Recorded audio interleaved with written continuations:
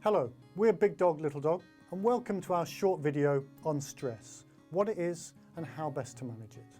Stress is the #1 cause of common mental health conditions like depression and anxiety-based disorders, and it's also the #1 trigger for mental health crises.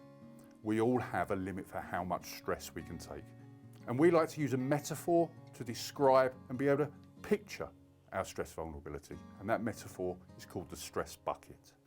Imagine, built into each of us, we have our own personal stress bucket. Some people may have a large stress bucket that can hold high levels of stress. Other people, more vulnerable to stress, would have a smaller stress bucket. Stresses come along in our lives and they cause stress to flow into our stress buckets. On an average day, do you wake up with something already on your mind? If you do, there's already an amount of stress in your bucket. There are stressors at home. That might be the people that we live with, children, partners, parents. The journey to work. If I use public transport, I'm surrounded by people. Trains might be late, buses might be cancelled. If I drive, roadworks, traffic jams. So we may even have a stress bucket that's half full before we even start our working day. And of course, once we're at work, other stresses come along that put more stress into our buckets. Tight deadlines, customers, colleagues, managers, staff. Then at the end of our working day, we have to deal with a commute back home.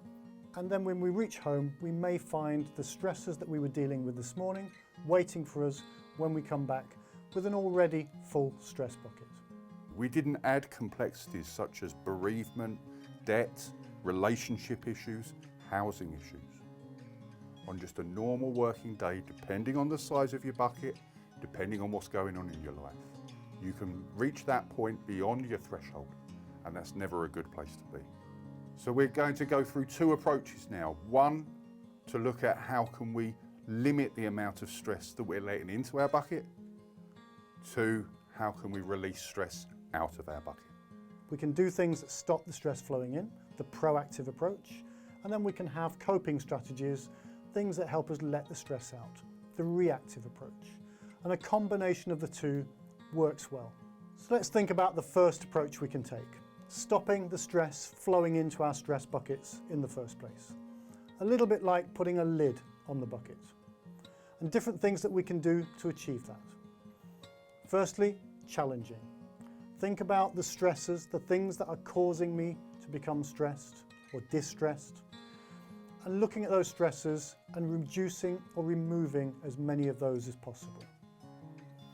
For example, if I have problems with finances and I get support with that, I've reduced or removed that stressor, so there'll be less stress flowing into my bucket. Secondly, acceptance.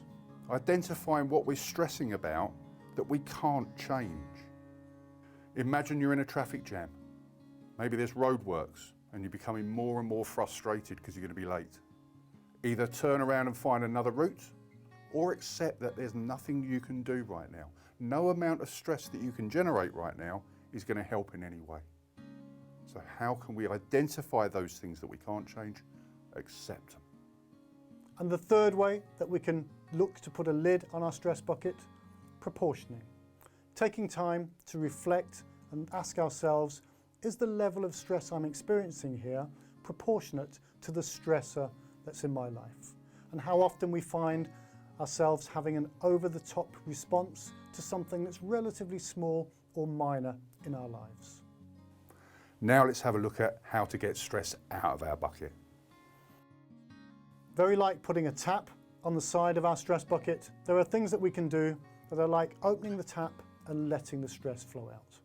We call these things coping strategies. Sometimes we have positive coping strategies. Sometimes we fall into the trap of having negative coping strategies. Smoking, alcohol, drugs, violence, self-harm are all examples. We always recommend to people that it's easier to replace a harmful coping strategy with a positive, helpful one, rather than just trying to stop.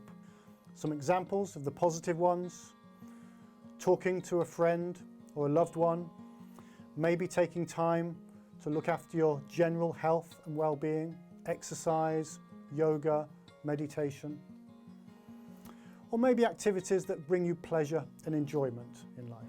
Do a bit of a stock take of your stress bucket. How big or small is it? How vulnerable are you to stress? How good is your lid? How well can you choose not to stress about something? And what are your coping strategies like? How good is your tap? Check in during the day, ask yourself, how full is my bucket? Should I do something about it now? Thanks very much for watching.